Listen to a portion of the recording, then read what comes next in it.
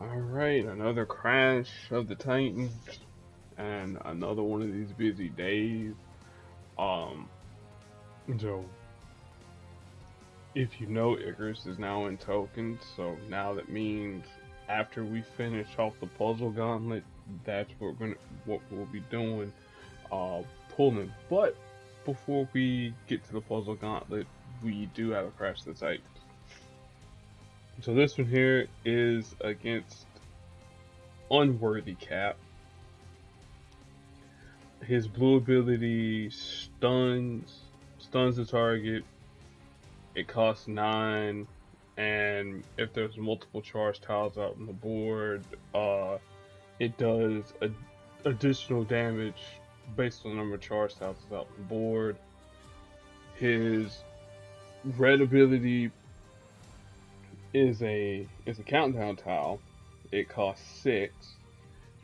It creates charge tiles on the board, and then when the countdown tile reaches 0, it does damage as well. And then finally, his yellow ability is a passive ability. If Worthy Cap is not in front whenever a match 4 is made, he jumps up to the front, creates a countdown tile, and then he changes some number of basic tiles from say into charged red and blue tiles. All right, so that's Worthy Cap in a nutshell. We don't have to really worry about his passive. It's just this blue and this red we really got to worry about. And here we got an Endgame Thanos, not Infinity War Thanos. Oh no. So this Thanos here, um, is more of a special tile, or I should say, strike attack and protect tile. Um, Not really a debuffer, more of a destroyer of those there. His black ability costs 9. It does target damage to the target, and if any characters that are remaining happen to have hero affiliations, he does damage to them as well. His blue ability is a passive. If there are whatever the threshold is of enemy strike attack and protect tiles on the board, he gets rid of them. He gets rid of one of them, and then he converts some number of basic tiles into green tiles. And then finally, his green ability, which costs 12, it destroys 32 random tiles on the board, so half the tiles on the board. If there happen to be any special tiles among the mix, he'll do additional damage based on that, and of course, it's going to be capped.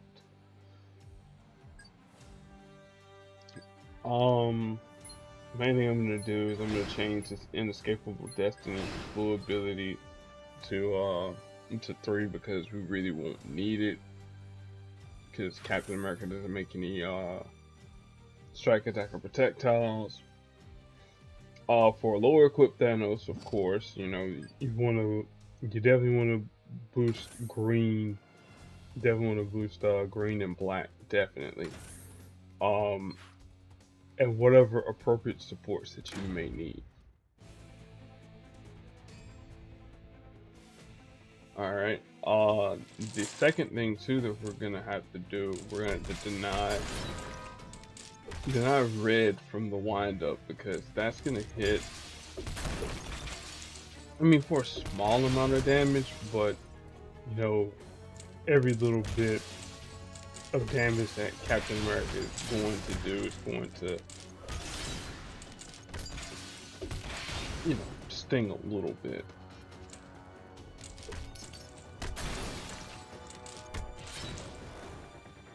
Ooh.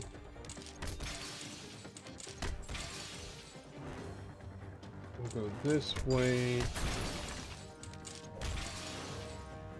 now I'm gonna be stunned. But if I'm gonna be stunned, I'm gonna make sure that you don't have any red on the board, or I should say the charge tile on the board for the wind up countdown tile. Well, at least I can get rid of it, so I don't have to worry about the other portion of American Hero, which I forgot to mention.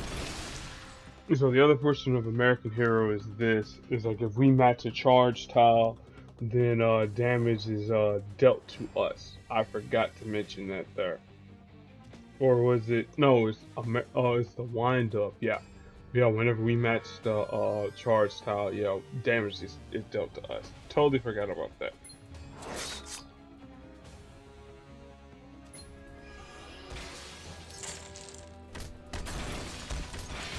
All right, well, cap is almost done. Find a good black match and let's deny the red.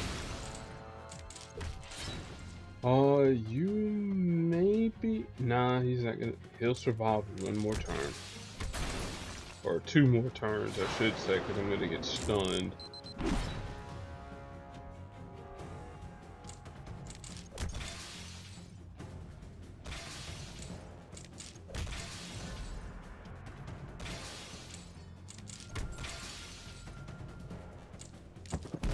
And there we go.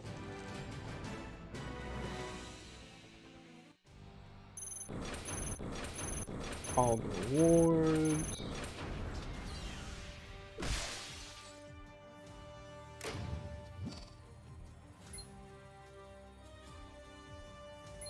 And let's find Thanos.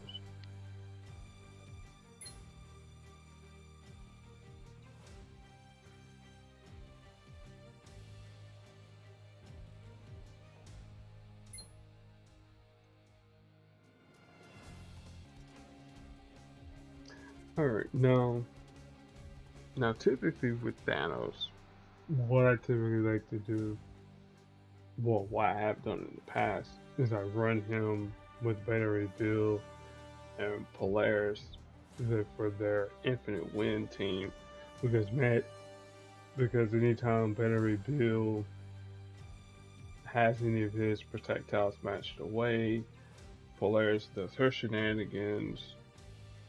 Bill's gonna gain AP based on the number of projectiles that you matched away. I mean, well, he's gonna gain AP, from the projectiles that are matched away, not because of how many were matched away, but it ends up working out to your favor as you match more, as the board becomes more and more flooded with projectiles. And then what you do, once you get enough projectiles on the board, and you have enough green, you fire off Mad Titan's Mercy, and that'll destroy 32 tiles on the board. And hopefully, if you have the board somewhat filled with projectiles, it'll destroy some of those projectiles, and you'll get refunded back some of the AP that you used for firing off the power thanks to Beta Ray build, and then the multiply because of Polaris, and it can go out of control pretty quickly. And that's kind of what I use. Well, I used to use in Shield Clearance 10, but I use the Juggernaut version because he's a little bit faster. Oh, let's see here. All right, now one of the ways that I typically run Thanos, if I'm not running him with Beta Ray build and Polaris, or any other characters that deal with special, strike, attack, or projectiles. I typically run him at 5-5-3-5 because like characters such as Medusa and Carnage, you know, you kind of, well, in Carnage's case, the 3-star or the 5-star, you kind of want to have special tiles still on the board so that you can, well, you can match the strike tiles away or the attack tiles away so that you can gain AP and heal and, well, you'll gain AP in the case of the enemy attack tiles. Um, but when I had Thanos with battery build and Polaris, I typically run him at at at 355 because the inescapable well, you increase the threshold for inescapable destiny instead of it being 4 more strike, attack, or protect tiles on the board. Now it's 3, and then you've also increased the number of basic tiles by 1. Now that I think, who else have I paired Thanos with? Now that I think about it, with his special, well, his strike attack and projectile destruction. I've done it with Carnage and Medusa, like I mentioned, both the 5-star and the 3-star. I mean, the 4-star version of Carnage. I